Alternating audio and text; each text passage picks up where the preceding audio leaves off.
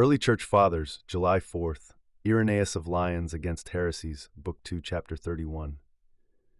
Recap. Why all the Gnostics are wrong. Now that we've dismantled the teachings of Valentinus, the rest of the Gnostics fall with him. Everything I argued against their so-called pleroma, the idea that the true God is enclosed and limited by layers of higher beings, applies just as easily to the followers of Marcion, Simon, Menander, and all who, like them, claim that the world we live in was not created by the one true God.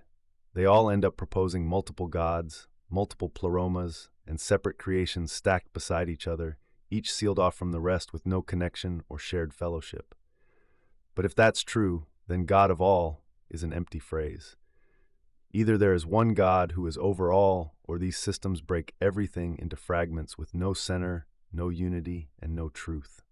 I've also shown that it's utterly implausible to think our world was created by some ignorant or lesser power, apart from the true Father. That line of argument applies to Saturninus, Basilides, Carpocrates, and every other so-called Gnostic. They all preach the same lies under new names, reshaping old errors into slightly different forms. When they talk about emanations, aeons, and fallen divine beings, especially their tales of a confused and unstable mother, they are simply recycling falsehoods. My earlier discussions about number symbolism also expose their misuse of scriptural truths to prop up their myths. Everything I've said to affirm the one Creator as God, the Father of all, is directed at these heresies, and more will come in the following books. Some of their followers, the more reasonable ones, might be won over, convinced to stop blaspheming the Creator and to stop calling God's work defective or ignorant. But others, those who are arrogant, hostile, and irrational, should be firmly rejected, so you don't have to endure their endless empty chatter. False signs and the deception of magic. This also exposes men like Simon and Carpocrates, and anyone else who claims to perform miracles, but does so through magic or illusion, not through the power of God, truth, or love for others. They don't heal to bless, they deceive to mislead. They cannot give sight to the blind, nor hearing to the deaf. They cannot cast out demons, except perhaps the ones they themselves sent into people. Even if they manage that much, they cannot heal the sick, strengthen the lame, restore the paralyzed, or relieve bodily pain, the way true healing has been done in the church time and again. They offer no real help in physical suffering. And as for raising the dead, they don't even believe that's possible. But the church does. The Lord raised the dead. The apostles did it through prayer. And even in our time, through intense prayer and fasting, the whole church has pleaded for life, and God has answered. A man has been restored, his spirit returning in response to the prayers of the saints. They scoff at this, reducing resurrection to a mere awakening to truth.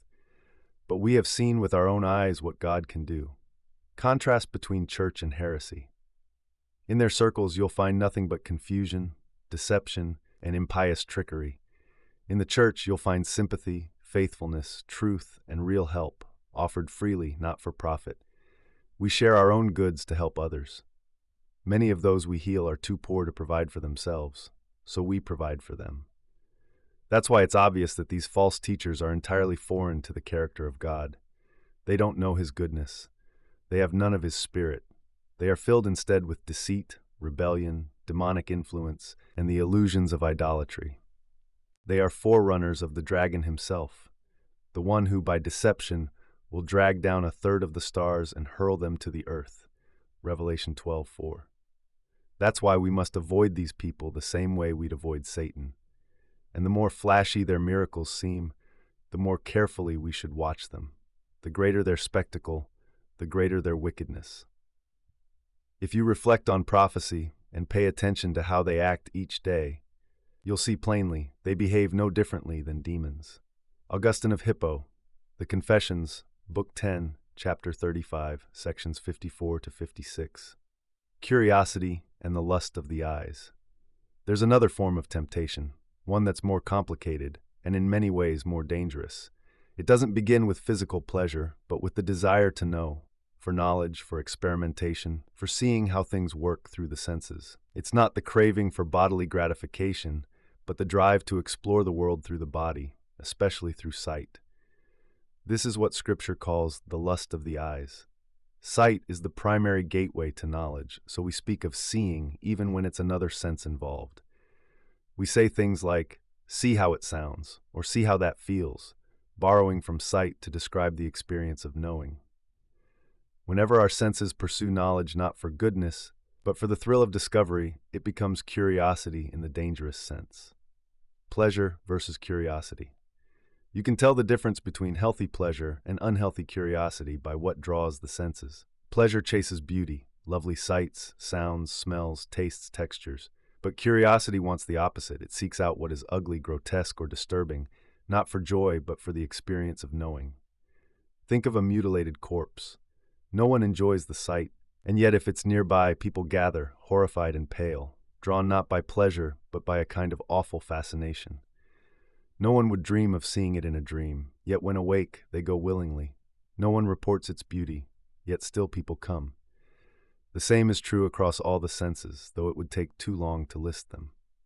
This is the sickness that fills theaters with spectacles and drives people to explore the hidden powers of nature, things that don't help us live better or love God more, but simply satisfy a perverse craving to know. It's also what leads people to consult magic or to demand signs from God, not for salvation, but just to see what will happen. The lingering temptation of curiosity. In this vast wilderness of temptations, this world full of traps, I've been able, by your grace, O God my Savior, to cut down many of these branches and cast them out of my heart. But when can I ever say with full confidence that none of these temptations still buzz around me? When can I say that I am never drawn toward them or weighed down with pointless curiosity? It's true that I'm no longer drawn to the theater, nor do I care about tracking the stars. I've never sought out the dead or taken sacrilegious oaths, and I hate the thought of doing so. Yet still, the enemy whispers temptations, to demand signs from you, God, not to grow in faith, but just to test you. But I plead with you, by our King and by our pure and heavenly homeland, Jerusalem, keep me from ever giving in to those thoughts. And if I ever begin to drift toward them, pull me back even faster. When I do ask you for signs, it's not to test you. It's because I long for someone's salvation. And you, who do what you will continue to teach me to follow you willingly. John 10:27. Thomas Aquinas, Summa Theologica, Part 1, Question 90, Article 3. Was it fitting that the woman was made from the rib of the man? Objection. It seems unfitting that woman was formed from man's rib. A rib is a minor, unremarkable part of the body. If she were to be equal in dignity, wouldn't it be more appropriate for her to come from a nobler part? I answer that it was indeed fitting for the woman to be made from the rib of the man. First, this highlights the equality and partnership between man and woman. She was not made from his head so that she might dominate him, nor from his feet so that she would be beneath him, but from his side, close to his heart, to show that she is his companion and equal, made to stand beside him. Second, the rib signifies closeness and unity. A rib is a part that guards the heart and is near to the vital organs. In taking a rib, God signified the deep and natural bond that exists between man and woman in marriage. The two shall become one flesh, Genesis 2:24. Third, the formation from a rib underscores the unity of the human race. Woman was not created as a separate being, but from man, so that humanity would be one in origin, and all would trace their being back to a common source. Fourth, this method of creation shows the unique role of divine wisdom. God, who could have made the woman from dust as he did the man, chose instead to make her from man's rib to teach us something profound about the order of nature and grace. So in every way, symbolically, theologically, and relationally, it was most fitting that the woman be made from the rib of the man. Quick summa. God made the woman from the man's rib to signify equality, unity, and shared human dignity. Illustrative story. Nicole at the museum. Nicole had always loved art museums, but today she was leading a group of middle school students through an exhibit on Renaissance sculpture. They stopped at a depiction of the creation of Eve, carved with stunning detail, Eve rising gracefully from Adam's side. One of the students, skeptical and a little snarky, asked, "Why the rib, though? That seems random." Nicole smiled. "That's exactly what I used to wonder. But think about it. If she came from his head, it might imply dominance.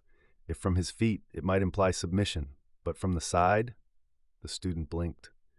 She's his equal?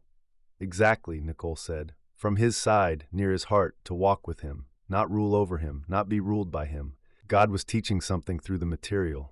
It's not just biology, it's theology. As they moved on, the boy lingered a moment longer in front of the sculpture, seeing now not just marble but meaning.